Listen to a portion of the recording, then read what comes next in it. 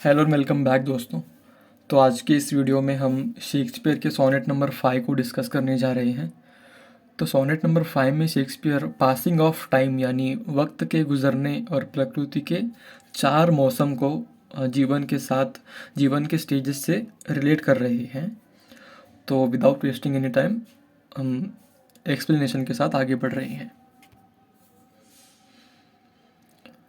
तो पहली चार लाइनों में शेक्सपियर ने ये कहा है, Those hours that with gentle work did frame the lovely gaze where every eye doth dwell will play the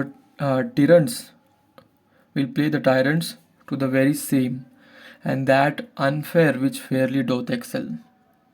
okay तो पहली चार लाइंस में पोएट एक्सप्लेन कर रहे हैं कि हालांकि प्रकृति ने तुम्हें इतनी कम उम्र में इतना खूबसूरत बना दिया है, पर इवेंचुअली वक्त के साथ प्रकृति तुम्हें बूढ़ा कर तुम्हारा सारा सौंदर्य छीन लेगी। तो यहाँ पर ब्यूटी और यूथ को एसोसिएट किया गया है, लेकिन एजिंग यानी उम्र का बढ़ना उस सुंदरता को डिस्ट्रॉय भी कर देती है। राइट। तो शेक्सपियर यहाँ पे ये कह रहे हैं कि नेचर ने तुम्हें इतनी कम उम्र में इतना ज़्यादा खूबसूरत बना दिया है, लेकिन वक्त के साथ में नेचर ही यानी प्रकृति ही तुम्हारा सारा सौंदर्य छीन भी लेगी, क्योंकि यहाँ पर ब्यूटी और यूथ को रिलेट किया गया है, उन्हें एक साथ में एसोसिएट किया गया है। और यूथ जैसे कि एक वक्त के बाद में ख़त्म हो जाएगा, वैसे ही एजिंग के प्रोसेस के थ्रू हम देखेंगे कि जो एक समर टाइम को भी यहाँ पर कंसिडर किया गया है। समर टाइम यानी कि ब्यूटी, समर टाइम यहाँ ब्यूटी को रिप्रेजेंट कर रहा है।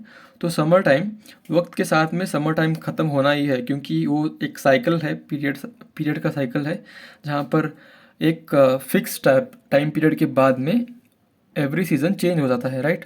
समर के बाद में फिर लेट से स्प्रिंग आ जाएगा, फिर विंटर आ जाएगा, तो ऐसे सीज़न चेंज होना ही है।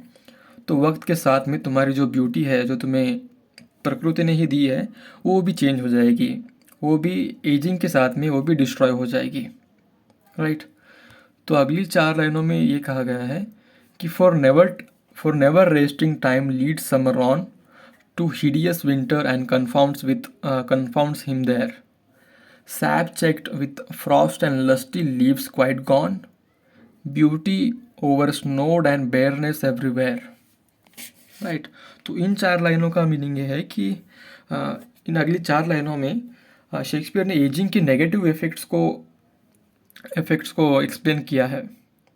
तो यहाँ पर यूथ को समर टाइम से रिलेट किया गया है और ओल्ड एज को विंटर से रिलेट किया गया है।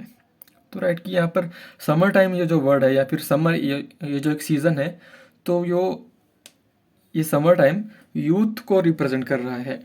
और ऑन द अदर हैंड ये जो विंटर का जो सीज़न है वो ओल्ड एज यानी कि एजिंग को वो रिप्रेजेंट कर रहा है। और एजिंग के प्रोसेस में ब्यूटी डिस्ट्रॉय हो जाती है।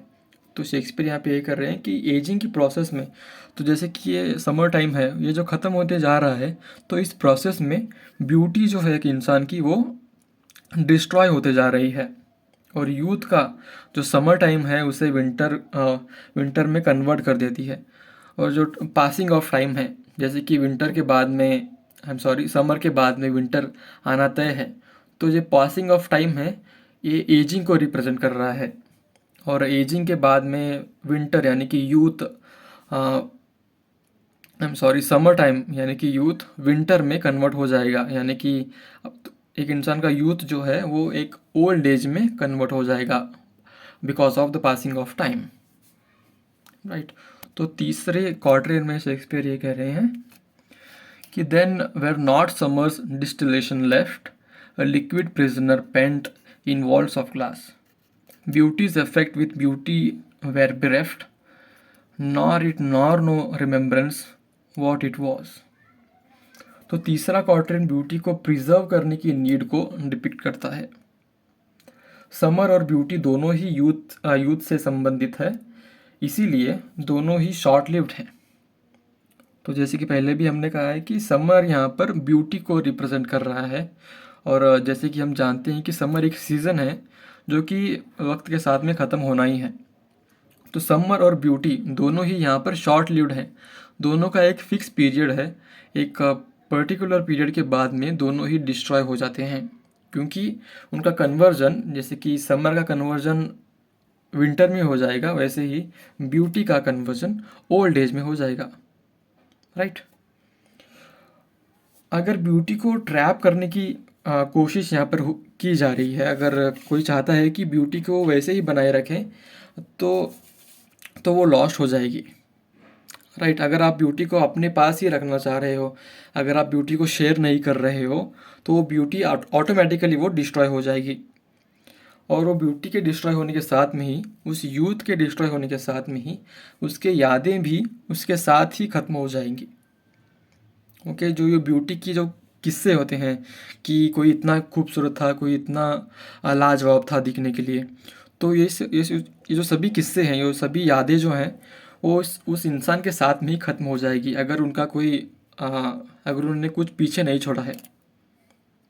फॉर एग्ज़ाम्पल, अगर कोई बहुत ही खूबसूरत एक्ट्रेस हैं, अगर वो उनकी मूवीज़ हमारे साथ में नहीं हैं, तो हम उन एक्टर्स को भूल जाएंगे, राइट। अगर उन एक्टर्स का कोई बच्चा अभी हमारे आसपास में नहीं है, तो फिर हम उनको भूल सकते हैं, और एटलीस्ट उनकी मूवीज़ हमारे आसपास हमें दिखनी चाहिए, अगर उन एक्टर्स को हम रिमेंबर करना चाहते हैं, राइट।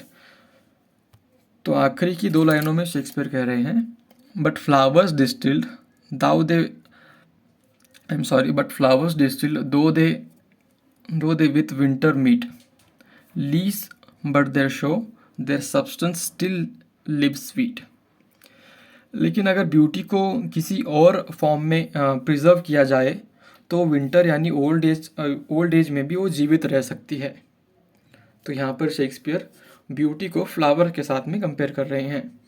तो यहाँ पोएट ब्यूटी को फ्लावर से कंपेयर कर रहे हैं, और जैसे हम फ्लावर्स की खुशबू को परफ्यूम के रूप में उसे प्रिजर्व करते हैं, और उसकी खुशबू को हम लंबे समय तक उसे स्टोर कर सकते हैं, वैसे ही ब्यूटी को रिप्रोड्यूस करके, यानी कि बच्चे पैदा कर अपना वंश आगे बढ़ाकर हम उसे प्रिजर्व कर सकते हैं।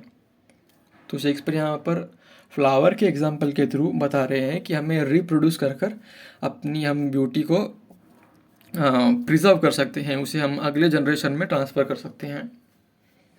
ऐसा करने से उनका सिर्फ अपीयरेंस यानी बाहरी शेप चेंज हो जाएगा, लेकिन उनका एसेंस जो है वो हमेशा स्वीट रहेगा, हमेशा जो ओरिजिनल एसेंस है वो बना रहेगा। फॉर एग्ज़ाम्पल, यहाँ पर जैसे कि शेक्सपियर फ्लावर से कंपेयर कर रहे हैं ब्यूटी को, अगर हम फ्लावर को परफ्यूम में कन्वर्ट कर रहे हैं, तो फ्लावर जैसा कि उसका फिजिकल शेप है फ्लावर का, वो भले ही नष्ट हो जाए, वो भले ही डिस्ट्रॉय हो जाए, लेकिन उसका जो एसेंस है, उसकी खुशबू जो है वो हमेशा उस परफ्यूम में बनी रहेगी। तो सिमिलरली, अगर एक ब्यूटीफुल इंसान है, अगर वो बच्चे पैदा कर रहा है, तो इसका ऐसा हो सकता है कि उसका सेम चेहरा जो है, भले ही वो उसके बच्चे में ना है, उसका सेम चेहरा भले ही उसके बच्चे में कन्वर्ट ना हो, लेकिन उसका जो एसेंस है, ब्यूटी को हम ऐसे एक कॉन्स्ट्रक्ट में हम उसे डिफ़ाइन नहीं कर सकते हैं, ब्यूटी को हम एक स्ट्रक्चर में डिफ़ाइन नहीं कर सकते हैं। अलग अलग दिखने वाले लोग खूबसूरत हो सकते हैं, राइट। तो उसकी सुंदरता का जो एसेंस है वो उसके बच्चे में बना रहेगा। फॉर एग्ज़ाम्पल, अगर वो उसकी माँ की या फिर उसके पिता की कार्बन कॉपी नहीं है, बिल्कुल ही सेम नहीं दिखता है वो बच्चा, लेकिन फिर भी उनके माता पिता की जो एक ब्यूटीफुल क्वालिटी है, एक सौंदर्यता का जो एसेंस है, वो उसमें हम देख सकते हैं, उसमें वो हमेशा मिलेगा ही मिलेगा। तो राइट, तो इसी के साथ में शेक्सपियर यहाँ पर ब्यूटी और फ्लावर्स दोनों को रेफ़र कर रहे हैं कि ये दोनों को अगर हम किसी और फॉर्म में उसे कन्वर्ट कर दें, तो हम उसे प्रिजर्व कर सकते हैं। तो आप जैसे कि हमने 5 सोनेट में डिस्कस किया है, शेक्सपियर सेम मैसेज को यहाँ पर दे रहे हैं कि खूबसूरत लोगों को रिप्रोड्यूस करना चाहिए, खूबसूरत लोगों को अपनी विरासत यानी उनका जो सौंदर्य है उसको उन्हें कंटिन्यू करना चाहिए, उस सौंदर्यता को उन्हें रिप्रोड्यूस करके यानी कि बच्चे पैदा कर नेक्स्ट जनरेशन को सौंपना चाहिए। ठीक है, तो इसी के साथ 5वां सोनेट ख़त्म होता है। हम फिर लौटेंगे 6th सोनेट के साथ में। Thank you very much.